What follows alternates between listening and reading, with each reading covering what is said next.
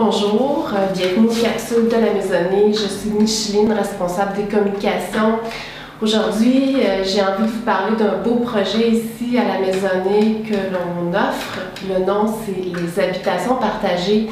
Et pour en parler, j'ai invité Zina Lahadj, ma collègue de travail, qui est intervenante sociale à la maisonnée et qui est en charge de ce beau projet, les habitations partagées. Et donc, pour mieux comprendre ce qui en est en fait de ce beau programme, Zina est là pour en discuter avec moi. Alors Zina, c'est quoi les habitations partagées? Eh bien, c'est un projet, comme son nom l'indique, des habitations et qu'on partage. Ça veut dire donc qu'il y a en fait deux personnes qui font de la cohabitation.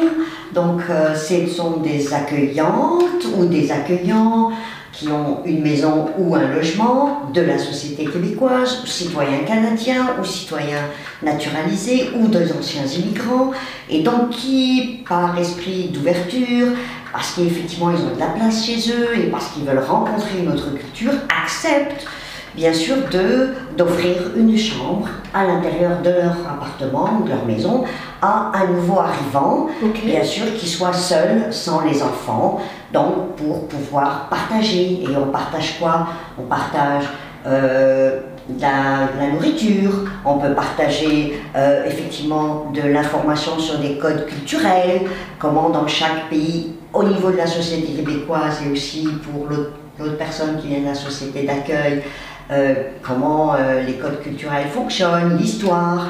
Donc c'est vraiment un partage volontaire.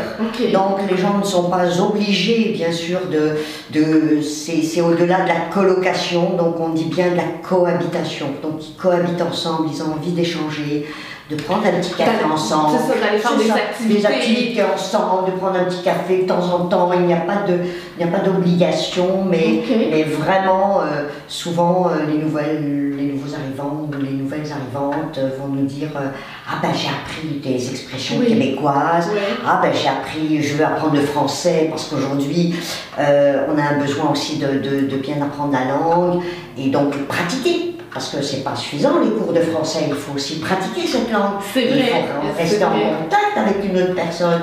Et donc quand vous passez des jours, vous êtes en cohabitation dans le même logement, c'est important. Voilà. Alors, en fait, les habitations partagées, si je comprends bien, ça s'adresse à ceux qui ont une place à offrir, une chambre, des résidents permanents ici au Québec qui ont une chambre à louer et qui ont envie de vivre, d'accueillir et de vivre en fait une aventure interculturelle de cohabitation.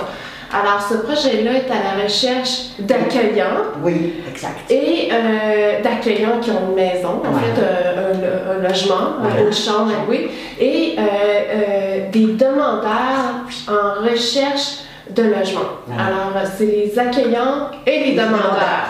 Oui, exactement. OK, parfait. Puis, c'est quoi les critères exactement, Zina? Ça ressemble à quoi? Alors écoutez, c'est ouvert à tout le monde, qu'on soit citoyen canadien, résident permanent, travailleur qualifié, résident temporaire, étudiant étranger. Si on vient d'avoir souvent des gens qui viennent de Vancouver, qui étaient à Toronto, qui sont aussi des citoyens canadiens, mais qui ont besoin qui ne connaissent pas la ville, qui veulent avoir aussi un pied à terre ici au niveau de Montréal et qui aujourd'hui veulent aussi partager avec une autre personne.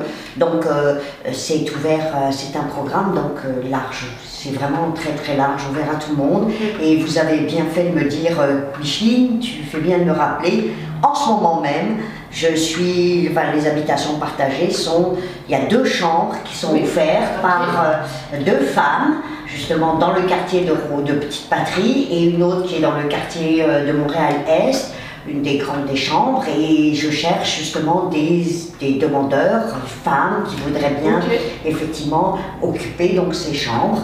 Alors ça peut être, donc comme je vous ai dit, peu importe les critères. Maintenant pour j'ai aussi des demandeurs hommes qui aujourd'hui sont en attente de chercher un accueillant, mais c'est un accueillant homme. Donc, parce qu'on fait toujours, bien sûr, homme homme-homme, femme-femme, qu'on partage, étant donné que, bon, si c'était à la limite des possibilités d'être par étage ou de séparer un peu plus, mais comme c'est quand même des aspects un peu assez étroits, pas étroits, mais je veux dire, c'est mieux. Les personnes préfèrent être en compagnie d'autres femmes, et puis des fois, mais c'est très rare qu'une femme aussi reçoive un autre homme. Donc, j'ouvre c'est une occasion pour informer s'il y a des personnes, des accueillants, donc hommes, qui veulent bien offrir une chambre pour des nouveaux arrivants qui sont juste à la recherche de pouvoir cohabiter. Donc, pour l'instant, nous avons deux chambres de disponibles et aussi on est à la recherche d'un accueillant homme, alors qu'il y a un espace à louer pour recevoir un nouvel arrivant. Voilà, merci Zina. Aussi, je voulais savoir la maisonnée dans tout ça, en fait, son rôle. Ça donne un rôle de coordonner en fait le projet. Et c'est toi en fait qui coordonne ce projet-là et qui fait rencontrer les accueillants et les demandeurs sous ta coordination en fait. Et c'est supervisé et encadré. Oui. Alors c'est sécuritaire. Oui, exactement, tout à fait. Il y a des procédures, c'est pour ça que souvent les accueillants vont pas offrir leur appartement ou leur chambre uniquement sur des sites internet, Kijiji ou autres, parce qu'aujourd'hui il y a quand même des aspects de sécurité. Donc à la fois pour les demandeurs et les accueillantes, c'est une procédure qui est encadrée. Les enquêtes des procédures judiciaires sont faites pour les deux parties. Également un protocole qu'il faut effectivement remplir, souligner. Moi-même, je vais visiter le logement, donc l'appartement, pour me donner une bonne idée un peu de comment se présente la chambre. Donc sur ça, ne vous inquiétez pas, souvent c'est le plus qu'on apporte par rapport à d'autres sites, c'est que c'est sécuritaire, c'est encadré, c'est rigoureux. Il y a une démarche personnalisée. Voilà, exactement. Je veux juste rappeler aussi que c'est quand même un projet financé par la Ville de Montréal et l'Emploi et la Solidarité du Québec. D'accord, c'est très bien. Donc, en fait, vous pouvez retrouver l'information sur le site internet de la Maisonnée qui est www.lamaisonnée.org. Vous pouvez également téléphoner à la Maisonnée au 514-271-3533 et évidemment, vous demandez à parler directement à Zina et Zina se fera un plaisir en fait de vous répondre. Et le Facebook, notre page Facebook. C'est vrai. Ben oui, on a notre Facebook. Alors, vous pouvez nous suivre. C'est la Maisonnée.org, en fait, qu'il faut rechercher dans votre Facebook pour tomber sur la Maisonnée.org. Alors, sur ce, Zina, je te remercie. Merci beaucoup. Merci tout le monde. À la prochaine. Au revoir.